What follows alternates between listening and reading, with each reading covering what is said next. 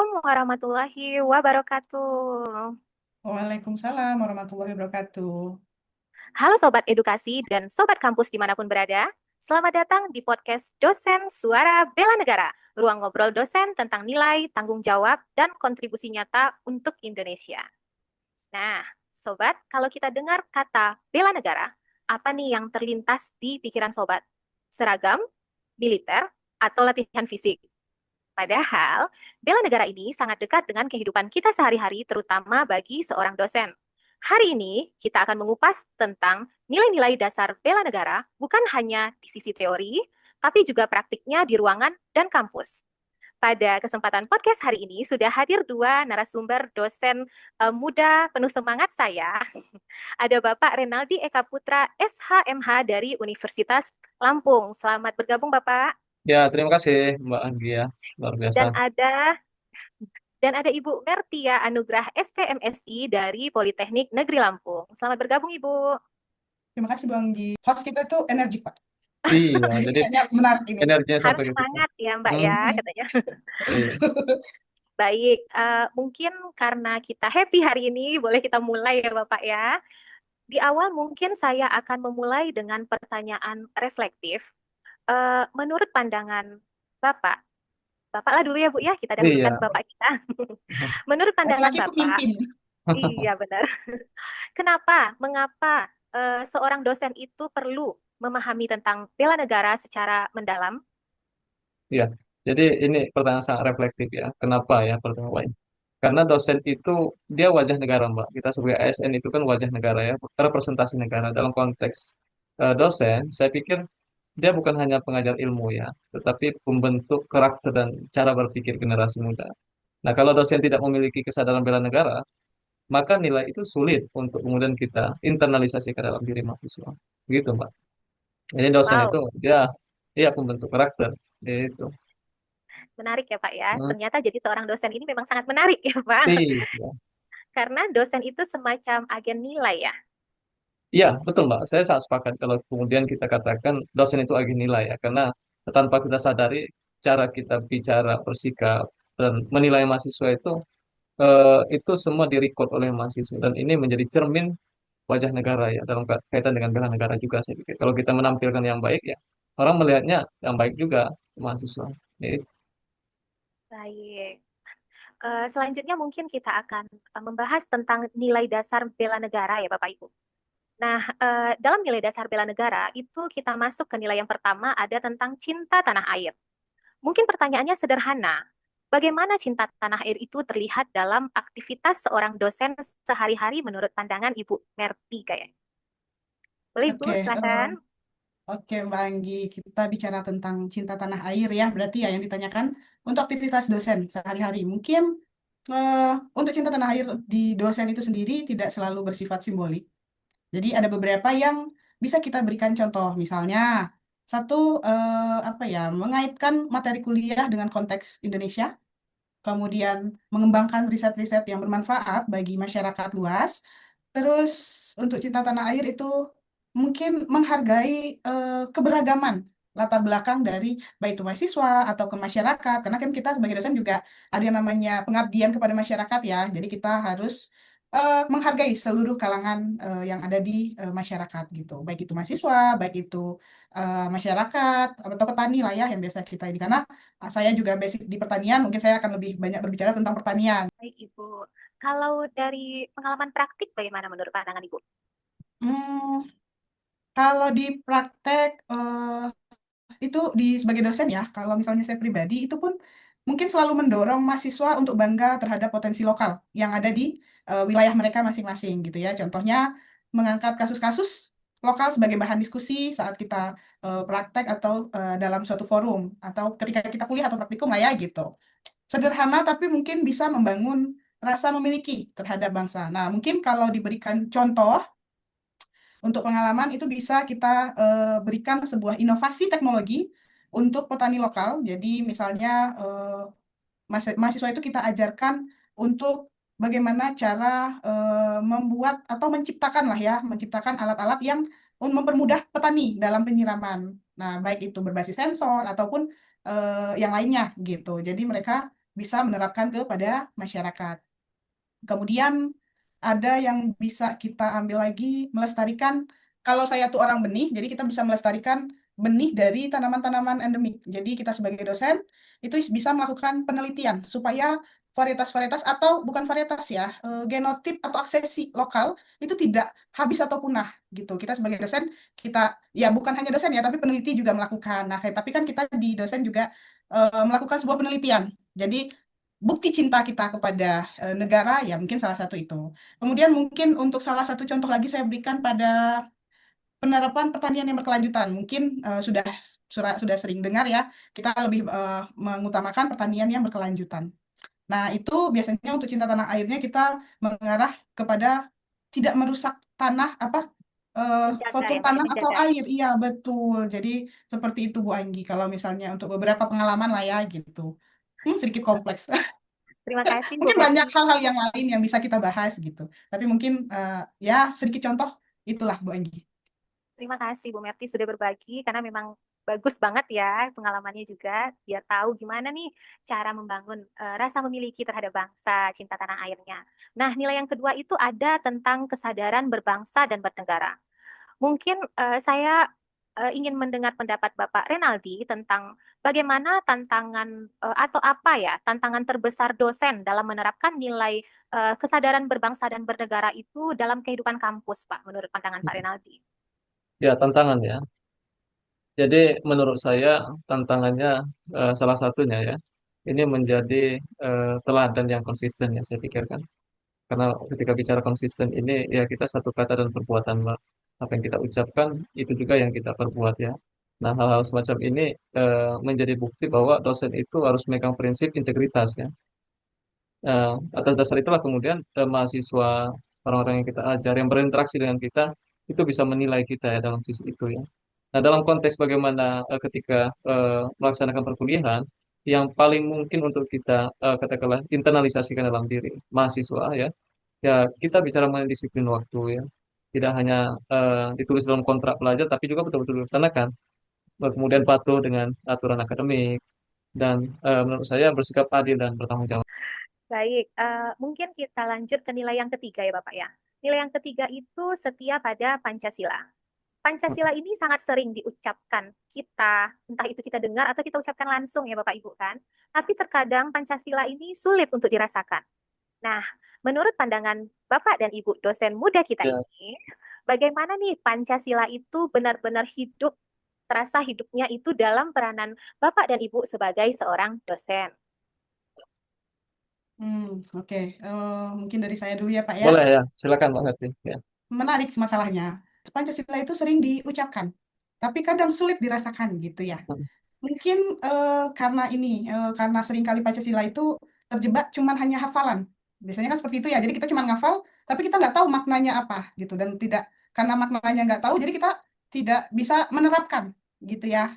Iya, Jadi agar Pancasila itu hidup atau benar-benar hidup lah dalam peran seorang kita sebagai pendidik, itu harus mungkin mentransformasikan menjadi perilaku. Jadi kita yang mencontohkan kepada bukan masyarakat, tapi mahasiswa gitu. Kalau kita sebagai dosen ya gitu.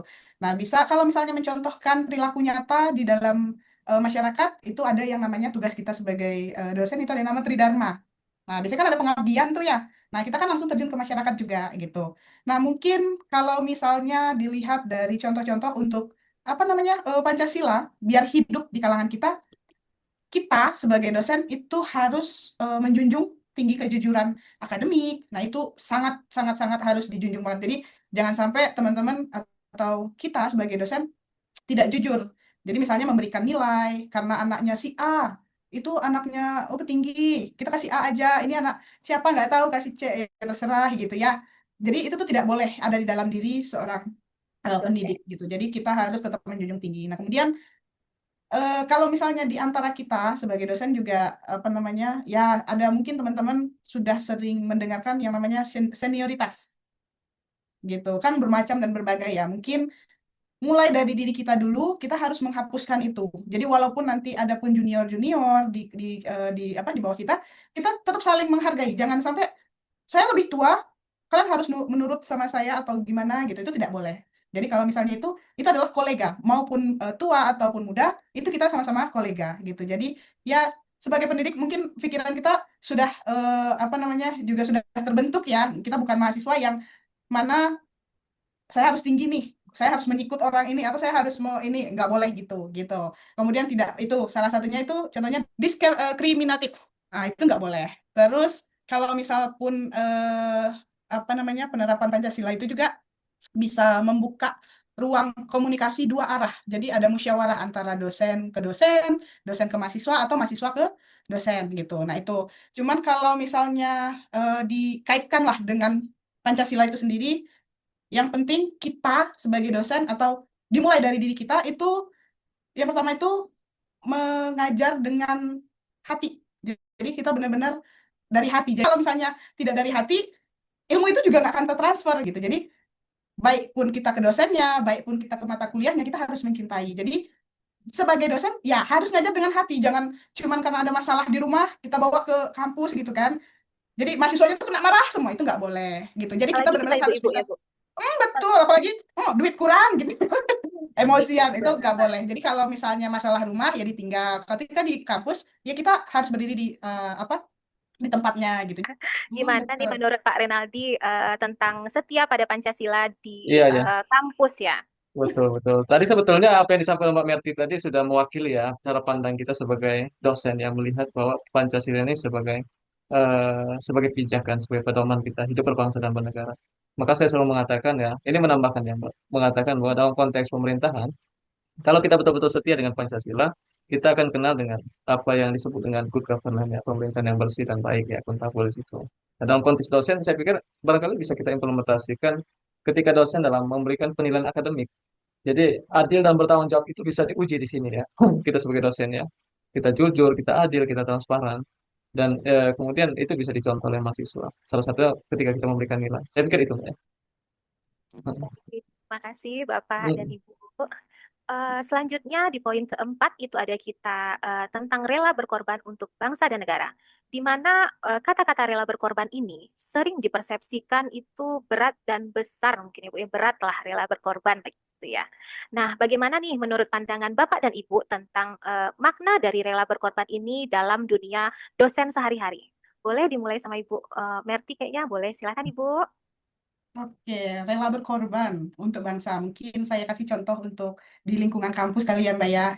Yang pertama, kita sebagai dosen itu ya minimal meluangkan waktu. Sesibuk-sibuknya dosen, karena ada tridharma katanya ya, ada pengabdian, penelitian, pengajaran. Jadi jangan jadikan itu suatu alasan buat kita tidak meluangkan waktu untuk mahasiswa kita. Kadang kan mereka butuh bimbingan, kadang butuh konsultasi gitu ya. Jadi mungkin ya relakanlah, korbankanlah sedikit waktu untuk mereka. Dan mereka itu juga hak mereka untuk mendapatkan waktu dari dosen. Kemudian menjalankan tridharma, meski ya salah satu kalau misalnya pun fasilitas terbatas kita tetap harus melaksanakan. Kemudian mengabdi dengan tulus. Nah, itu salah satu poin yang penting sih. Bukan sekedar hanya menggugurkan kewajiban, tapi memang apapun kerjaannya, apapun hal yang dilakukan, ya kerjakanlah dengan tulus. Pasti hasilnya bagus gitu. Benar banget ya, Mak. Betul, tulus sih, Pak ya. Boleh, bagaimana nih menurut pandangan Pak Oh iya, Renaldi ya. tentang Ya. itu Rela berkorban ya tadi ya. rela Saya berkorban? pikir saya tambahkan ya bahwa penekanan yang disampaikan oleh Mbak Merti tadi kita rela berkorban ya, itu garis besar ya.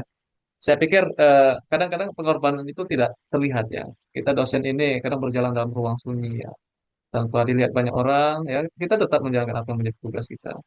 Nah, yang itu mempunyai dampak besar. Salah satunya disampaikan Mbak Mary tadi kesabaran seorang dosen mendampingi mahasiswa yang barangkali tertinggal dengan mahasiswa yang lain atau teman-teman yang lain.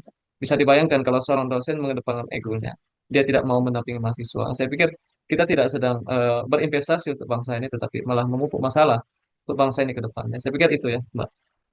Baik, terima kasih. Memang sudah terbukti luar biasa Bapak dan Ibu dosen muda kita ini Hmm, sepertinya Pak ya.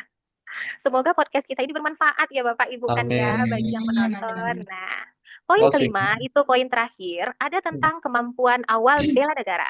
Nah, di sini saya mungkin akan meminta pesan penting dari Bapak dan Ibu dosen terkait tentang bela negaranya. Boleh, monggo silakan Ibu, Bapak. Oh ya, Oke.